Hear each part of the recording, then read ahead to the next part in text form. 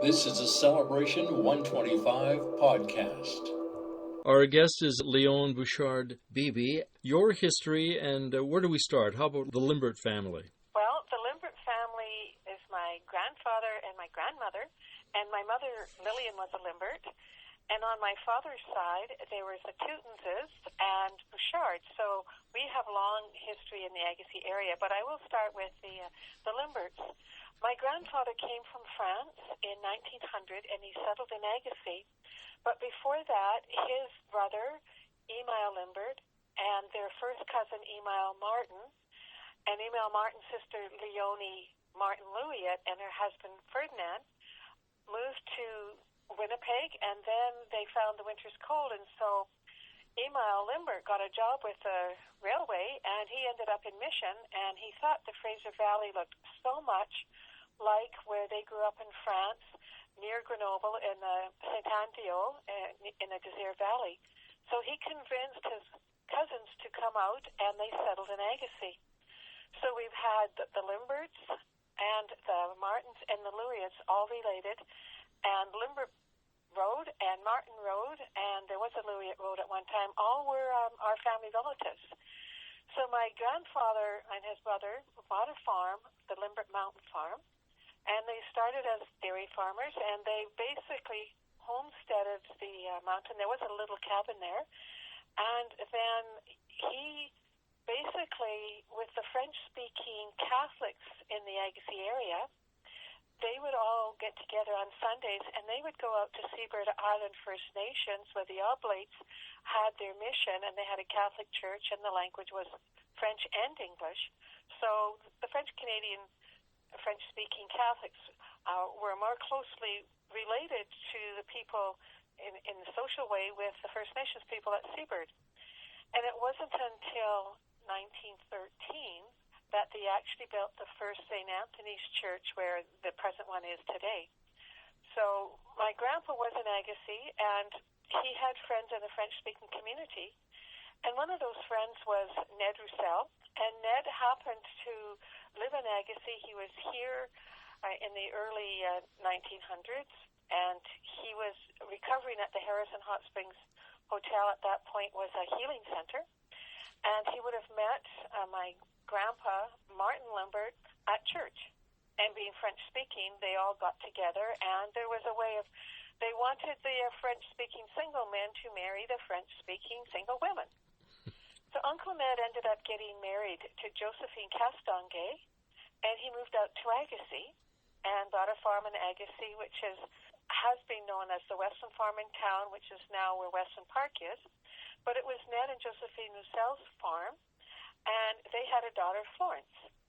And Florence, being a baby, her mother, Josephine, thought she needed help, and so she asked her family in Quebec if someone would come out to help her. And she had come out to stay with a cousin in Vancouver to learn English. So when the time came for the train to leave from Quebec, instead of her youngest sister Yvonne on the train, it was my strong-willed grandmother, Annie Rose Castonguay. And that's how Annie Rose Castonguay ended up in Agassiz. And, of course, because Ned knew Martin, he ended up introducing Annie Rose and Martin, and they got married 1917. And because he already had the farm, they moved to the farm. And that's where my mother was born in 1918. So that was the beginning of the Limbert family, but not the beginning of the Limbert Mountain Farm. When Grandpa came over from France, he came over with his mother and father, Philippine and Jean Limbert, and they started on the farm with him. And they stayed with them while they had the children, and then they moved into Agassiz, into one of the smaller houses in Agassiz. And on the farm, my mother was born in August 20th, 1918, and her sister Fernandine was born in 1919, and Sister Jean Limbert was born in 1921, and the last child, the son, was born in 1923. And so that was Philip. So there was Martin and Annie Rose Limbert and their 4 children, Lillian, Fernandine, Jean, and Philip. And they all went to school in Agassiz, and they continued farming. And school in Agassiz was 2 old schools, and one was the elementary school, one was the secondary school. And when it came time as young adults, just before the war, they had all decided which careers they were going to take. Now, in 1939, Uncle Philip Limbert joined the Royal Canadian Air Force and was involved with the war in the Air Force in England. When he came home, he married Opal Vandel, sister of Reg Vandel Hardy, and the present Hardy Garage and the Hardy family. So we had a connection, and then Uncle Phil and Auntie Opal moved to Trail, where he was an engineer with Cominco for years. Then they retired, and they moved to White Rock for years, and then they just retired back up again to near Trail. And Auntie Opal and Uncle Phil Limbert passed away this year in 2020. Mm-hmm. And he was the last Limbert. So I'm going to go back to probably one of the best-known Limberts in Agassiz, and that would have been my Auntie Jean Limbert. She was a school teacher, and she taught for years in Agassiz and then Harrison Hot Springs, and she was the original preschool after-school daycare because she would open the school at 7:30 and leave at 5. And the kids all loved her, and they all came early, and they all stayed late, and she taught grade 1 and 2. There's so many of the people who have grown up in Agassiz-Harrison, and they will still fondly remember Jean Limbert. She retired in 1978, after about 35 years of teaching, and unfortunately, she passed away in 1979. My Aunt Fern, the second daughter, was also a school teacher, and she taught in Agassiz School District, and in 1953, she became a Franciscan Sister of the Atonement, Catholic Religious Order of Sisters. And throughout her career as a sister, she spent 21 years in Japan teaching English as a second language in her convent.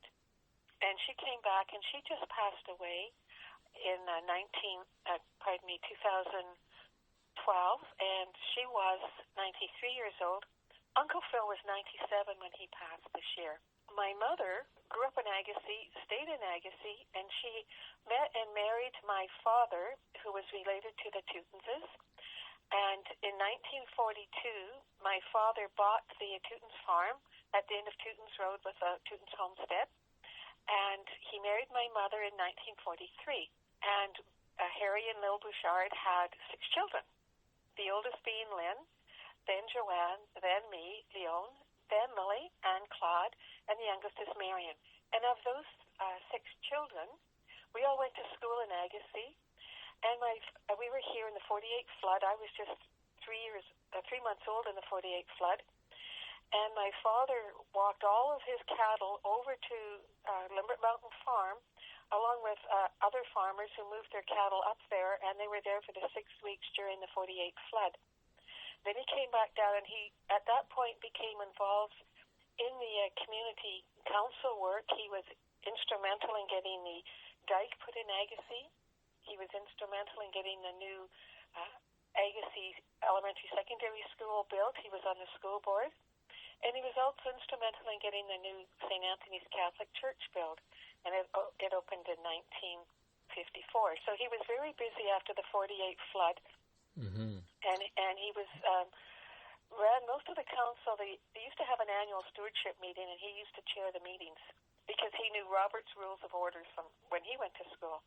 But he was very involved in the community. And with 6 of us, my mother was also very involved, and both very involved in the Catholic Church. And as we were growing up, we were involved with dancing. Our Aunt Jean took us to Abbotsford to dance, and we did Highland dancing, and we joined the pipe band, and 3 of us played in the Kent Legion pipe band, and we had a lot of fun with that. And my mother was involved with getting the pipe band organized because she did Highland dancing when she was a kid.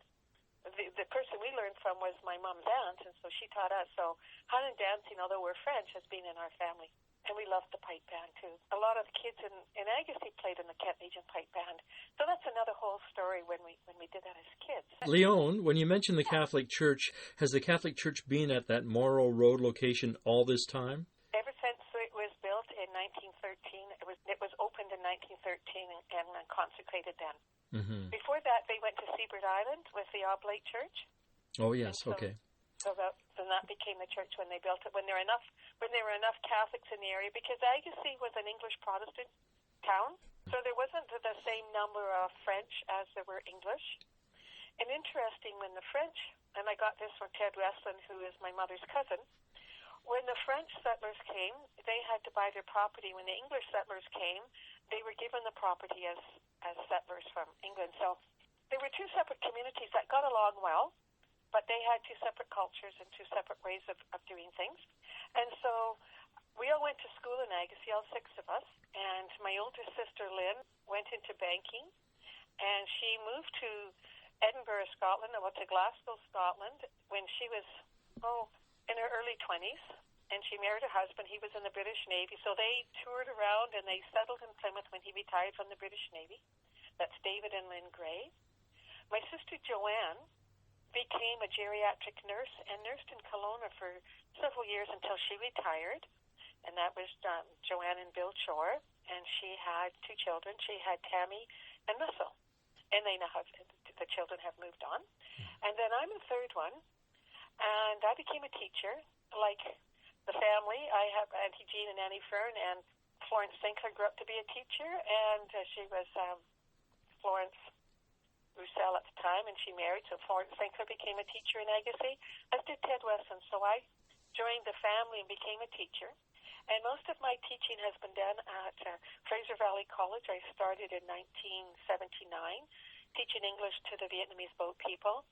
And I continued on, and I've taught English as a second language, English as a first language, literacy, and numeracy.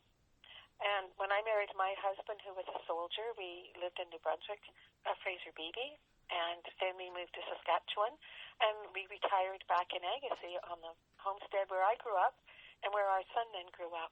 So we came back full circle, and I was able to teach in New Brunswick and in Saskatchewan. And when I came back, I taught at Seabird Island for 5 years. I set up an adult learning center.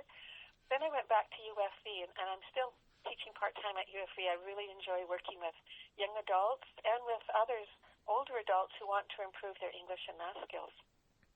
And I also work for community services as a literacy coordinator for the past 3 years. My sister Lily became a medical lab technologist and did that until she retired, and she lives in Burnaby. And my brother Claude, who I want to spend a bit of time talking about, he was the one, I came home and looked after my grandmother after my aunt died in 1979. I left my job in Vancouver to stay with my grandmother in 1980, and then she passed on. So she was and Grandpa passed in 1959, and Grandma passed in 1980. And my brother Claude and his wife Trudy then moved to Limbert Mountain, and they moved there in 1981. And they were there until 2015, and they set up the Limbert Mountain Farms in 2003, and it was a great place. We had great times there. They ended up developing a vegetable and herb farm, and they had a bistro on weekends. We would go and cook and have organic meals, and they had a small general store where they sold different gifts and different crafts and vegetables. And so we had great times there with garlic festivals and the slow farm tours with people coming. And they retired as farmers and sold the property in 2015. And they still live in Agassiz. And my younger sister, Marion, was a draftsperson and then became a gardener and was a gardening angel for many of the seniors in Agassiz so they could stay in their homes, and she would look after their gardens. And she and I live on the Tuyttens homestead property at the end of Tuyttens Road. So we don't have any Limberts left. We have Limbert cousins, but they are mainly in Trail. But we have our mother's connection to Limbert Mountain Farm, and we are Bouchards, and we all have married. We all have different names, but we're all part of the Limbert family. Wow. Could you tell us about the creation of the book that you put together, The Limberts of Agassiz, the Early Years? That was how I got started with Agassiz-Harrison Community Services. Mm-hmm. They had a seniors grant, and it was called New Horizons, and people could come together and learn how to put together their family history. And this would have been, I did the book in 2016 because my granddaughter Rose was born. And she was born on my sister's birthday, August 19th. Mm-hmm. And she was only 1 pound and 24 weeks. And when we met our son at the hospital, he said, her name is Rose. And I said, well, she's going to make it. She's got my grandma's name, and my grandma was a very strong-willed woman. And anyone who knew my grandma knew that. Nothing got past my grandma, Annie Rose. And so I did the book basically for my granddaughter, Rose Mercedes, and my son, Ford, and his wife, Jessica. They spent 5 months in the hospital with her, and she came home, and she just started preschool today. She was so happy to go to preschool today. She's 4 years old now. So I started the book, and we would come every week, and we would bring our pictures, and we would bring what we wanted to say, and there were people here who helped us. Paley helped us, and Greg Lachek was the one who was showing us how to do it, and Paley helped us with the books. And it was the most wonderful experience. I never could have done it without their help, and I really enjoyed working with the other seniors who were putting together their family histories. As a result, I became familiar with community services because that's where the classes were held. And then they had an opening for a literacy coordinator, and someone suggested I apply, and I did, and I got the job. And to me, it's like the opportunity, it's a privilege to give back to my community, the community that I grew up in, the community I went to school in. Yes. So now I teach, and quite often I'll have ESL students, they may be international students, working at the UBC Dairy Research Centre, or they may be new Canadian refugee families, or people who want to improve their first language writing and English reading and writing skills, math skills. So I really enjoy the teaching aspect because when people learn and can tell you their story, there's nothing better. And they can actually write their story and tell their story. It's so rewarding to be a teacher. So I put the book together, and basically when I looked after my grandma, Annie Rose Limbert, in 1980, I got her to tell me the history, because I loved history, and I was always interested in learning about history. So she told me her story. And then when I was putting the book together, I remembered I had asked my mother for her history as well. And so I put the two together, and I had a lot of old family photos that I could go through. And putting the book together was really a way for me to get back in touch with my French-Canadian, my French cultural heritage, and how long they had been in Agassiz, and how much they had contributed to the Agassiz community. It's a great book.